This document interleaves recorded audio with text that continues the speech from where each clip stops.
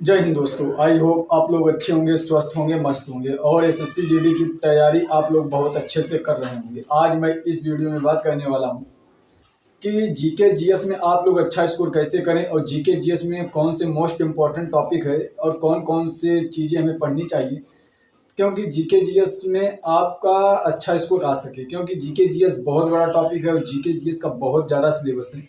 तो आप लोग कम समय बचा हुआ है, अब आप लोगों के पास शेष समय 2 महीने बचा हुआ है। उन 2 महीने में आपको कैसी तैयारी करना है कि आपका जीके जीएस में बेस्ट स्कोर आ सके।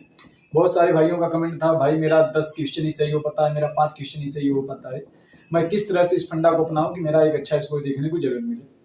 तो सबसे पहले अगर आप लोग चैनल पे नए हैं तो चैनल को सब्सक्राइब कर लेना, ताकि आने वाली जो भी नई अपडेट हो सबसे पहले आपको मिलता रहे। आज मैं इस वीडियो में बात करूंगा कि जीके जीएस आप कम समय में, अगर जैसे आप पूरा नहीं पढ़ना चाहते हैं, जीके जीएस आप कौन कौन से टॉपिक पढ़ के चले जाएं कि आपका एक अच्छा स्कोर देखने को जरूर मिल जाए। अगर आपको लगता है कि मुझे पूरा जीके जीएस पढ़ना है तो आप आराम से पूरा जीके जीएस पढ़ लीजिए, आराम से उसका कवर अप हो जाएगा। तो आप लोगों को वीडियो अगर अच्छा लगता है तो आप लोग वीडियो को अपने दोस्तों के पास शेयर जरूर किया करें, ताकि सबको इसका प्रॉफिट हो सके।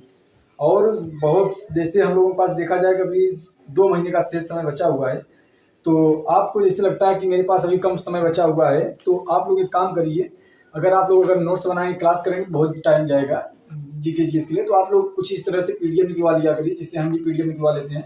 जब एग्जाम टाइम में कुछ नई चीज़ें पढ़ना होता है, मेरे पास जब शेष समय कम बचा रहता है, तो मैं इस तरह से पीडीएफ नोट्स निकलवा लेता हूँ और उसको मैं 2 गुना पे करके उस वीडियो को मैं देखता हूँ, तो मेरा समय भी बच जाता है और मुझे जो नोट्स होता है, नोट्स आपको मिल जाएगा। और यह नोट्स आपको कहाँ से मिलेगा, तो मैं अपने टेलीग्राम चैनल पे जो अवसर बैच दिया हूँ, वहाँ से आप लोग पीडीएफ, पूरी सारी पीडीएफ पड़ी हुई है, वहाँ से आप लोग पीडीएफ निकलवा लीजिए और क्लास को 2 गुना मोड पे करके आप लोग इस तरह से पूरा पीडीएफ निकलवा करके आप लोग भी अपना कम समय में अपना अच्छा स्कोर कर सकते हैं।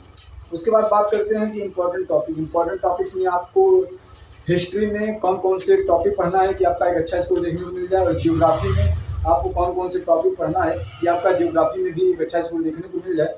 और साथ ही साथ इसी तरह से इकोनॉमिक्स, पॉलिटिक्स और करंट अफेयर्स कहाँ से पढ़ना है।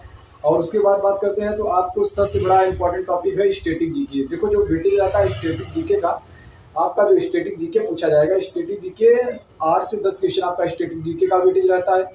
2 क्वेश्चन तक अप्रॉक्स में हिस्ट्री, और 2 क्वेश्चन तक, 1-2 क्वेश्चन जियोग्राफी, और 1-2 क्वेश्चन इकोनॉमिक्स, और 3 से 4 क्वेश्चन पॉलिटिक्स और करंट अफेयर्स, 2 से 3 क्वेश्चन करंट अफेयर्स का वेटेज रहता है।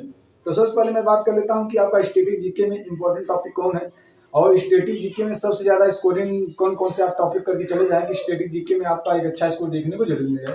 और आप कहाँ से कर सकते हैं, आप या तो नायक सीरीज करके नवीन सर ने प्रैक्टिस सेट कराया, आप वहाँ से करेंगे तो भी आपका स्टैटिक जीके अच्छा स्कोर हो जाएगा। अगर वहाँ से नहीं करना चाहते हैं तो मेरा जो अवसर बैच है टेलीग्राम चैनल पे मैंने फ्री दे रखा है, आप लोग उस वहाँ बैच से जुड़ जाइए। वहाँ पे मैंने स्टैटिक जीके की पूरी वीडियो प्रोवाइड कर रखी है, तो आप लोग वहाँ से उस चीज़ को कवर कर सकते हैं। और यह अवसर बैच का है। और उसके बाद मैं अपने टेलीग्राम चैनल का लिंक अपने इसी वीडियो डिस्क्रिप्शन में दे दूंगा। उसके बाद मैंने कई सारी और वीडियो बनाई है, मैथ से strategy, math important topics, time management कैसे करें मॉक टेस्ट देते समय, सबका मैं वीडियो इसी वीडियो का लिंक इसी वीडियो डिस्क्रिप्शन में दे दूंगा। तो आप लोग वहाँ से जो वीडियो आपको अच्छा लगे आप एक के बाद एक देख लीजिएगा। सबसे पहले मैं बात करता हूँ स्टैटिक जीके में कौन कौन से इंपॉर्टेंट टॉपिक है, आप लोग नोट डाउन भी करते चलिए, मैं आपको उन टॉपिक्स का नाम बता दे रहा हूँ। सबसे पहले मैं बात करता हूँ तो शास्त्रीय नृत्य जैसे आपका क्लासिकल डांस हो गया, बहुत इंपॉर्टेंट टॉपिक है, हर शिफ्ट में 1 से 2 क्वेश्चन देखने को जरूर मिलेगा। उसके बाद शास्त्रीय नृत्य कलाकार, क्लासिकल डांसर, मतलब कि कौन सा नृत्य कौन से कलाकार करते हैं उनके नाम याद होने चाहिए। उसके बाद बात यूनेस्को साइट, कितने यूनेस्को साइट हैं अपने भारत में और कौन से कब शामिल किए गए थे। उसके बाद रामसर साइट। उसके बाद त्योहार एवं उत्सव, festival and celebration, her shift में 1 क्वेश्चन आपको देखने को जरूर मिलेगा यहाँ से। उसके बाद फोक डांस, लोक नृत्य, 1 से 2 क्वेश्चन आपको देखने को जरूर मिलेगा। मतलब ये बहुत मोस्ट इंपॉर्टेंट टॉपिक है। आप अंतिम समय में अगर आपको लगता है मेरे पास समय कम बचा हुआ है तो आप इन टॉपिक्स को जरूर करके चले जाइए, और आप हो सकते हैं तो एक पेन और कॉपी लेकर के इन टॉपिक्स को नोट कर लीजिए। उसके बाद वाद्य यंत्र एवं संगीत एवं चित्रकला, बहुत इंपॉर्टेंट टॉपिक है, आप एक क्वेश्चन आपको जरूर हर शिफ्ट में देखने को मिलेगा। उसके बाद पुस्तक एवं लेखक, बहुत इंपॉर्टेंट टॉपिक। खेल, स्पोर्ट्स से रिलेटेड आपको हर शिफ्ट में, स्पोर्ट्स से रिलेटेड आपको रीजनिंग में भी मिल जाता है, जो रीजनिंग में आता है आपका, रीजनिंग में भी 1 क्वेश्चन आपको स्पोर्ट्स से रिलेटेड कभी कभी जो मिल जाता है। उसके बाद आप मंदिर और घराने, भारत के पड़ोसी देश, भारत कितनी सीमा किस देश के साथ साझा करता है, ये बहुत इंपॉर्टेंट टॉपिक है। उसके बाद दिन और दिवस, हर शिफ्ट में आपको एक क्वेश्चन देखने को जरूर मिलेगा। राष्ट्रीय उद्यान, अंतर्राष्ट्रीय संगठन, किस संगठन की स्थापना कब हुई थी, उनका मुख्यालय कहाँ पे है, मतलब जो इम्पोर्टेंट फैक्ट्स हैं उसको आप वहाँ से देख सकते हैं। अवार्ड्स, कौन से अवार्ड्स कब दिया जाता है, कौन से अवार्ड्स अभी करंट में दिया गया है, या करंट और स्टैटिक दोनों से रिलेटेड टॉपिक पूछे जाते हैं। और मिसलेनियस में बहुत सारे क्वेश्चन हैं, आप लोग वहाँ से भी स्टैटिक में पढ़ सकते हैं। यह स्टैटिक का मोस्ट इंपॉर्टेंट टॉपिक है जो आपको अच्छे से कवर कर लेना है। उसके बाद बात करते हैं कि आपका हिस्ट्री। जैसे अगर आप लोगों को लगता है मेरे पास कम समय बचा है तो अभी हिस्ट्री मैं पूरा नहीं पढ़ूंगा, तो मैं हिस्ट्री अगर आपको पढ़ना ही है तो आप कौन कौन से टॉपिक पढ़ेंगे, बट ऐसा कुछ नहीं कि इन्हीं से क्वेश्चन फंसेगा। लेकिन हाँ, इतना जरूर है कि अगर आप पूरा जो चीज़ मैं बता रहा हूँ अगर आप इसको कवर कर लेते हैं तो आप यकीन मानिए कि आपका 13 से 14 क्वेश्चन इन सब चीज़ों से फंस जाएगा। 100% की गारंटी कोई नहीं ले सकता। जीएस एक ऐसा टॉपिक है, अगर कोई कहता है मैं 20 में 20 फंसा दूंगा तो मान चलिए कि कोई नहीं फंसा सकता, क्योंकि जीएस बहुत बड़ा टॉपिक है।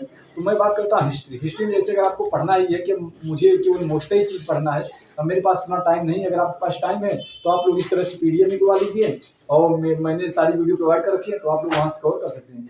अगर हिस्ट्री में केवल आपको मोस्ट चीज़ें ही पढ़नी है तो आप आधुनिक भारत, पहला प्रेफरेंस आधुनिक भारत दीजिए। आधुनिक भारत से ज़्यादा क्वेश्चन पूछे जाते हैं हिस्ट्री में। और दूसरा प्रेफरेंस आप लोग मध्यकालीन भारत, दो चीज़। और प्राचीन भारत को नहीं पढ़ते हैं आप, प्राचीन मतलब इतिहास को, कोई बात नहीं, लेकिन आधुनिक भारत का इतिहास और मध्यकालीन भारत का इतिहास जरूर पढ़ लीजिए। उसके बाद बात करते हैं जियोग्राफी। जियोग्राफी में कौन से मोस्ट इंपॉर्टेंट चीज़ें हैं, जैसे आपको पढ़ लेना है भारत का भूगोल, जैसे नदी हो गया, बांध हो गया, कौन सा सीमा कब लगता है। और उसके बाद आपको थोड़ा नहरें याद कर लेनी है, कौन सा बांध कहाँ पे है, कौन सी झीलें कहाँ पे हैं, मतलब इस तरह से जो मोस्ट इंपॉर्टेंट भारत का भूगोल आपको जियोग्राफी में पढ़ना है। उसके बाद बात करते हैं इकोनॉमिक्स। इकोनॉमिक्स में आपको हर शिफ्ट में एक क्वेश्चन यहाँ से देखने को जरूर मिलेगा। एक आरबीआई पूरा पढ़ लीजिए, आरबीआई का स्थापना कब हुई, आरबीआई में कौन कौन से एक्ट आए थे, उसके बाद आरबीआई में कौन कौन से बैंक का मुख्यालय कहाँ पे। उसके बाद आप एक 5 ईयर प्लान, पंचवर्षीय योजना पढ़ लीजिए। पंचवर्षीय योजना में कौन सी पंचवर्षीय योजना के तहत कौन सा कार्य किया गया था, पंचवर्षीय योजना का कार्यकाल क्या रहा है, किस मॉडल पे आधारित है, कितना उद्देश्य था, क्या उद्देश्य था।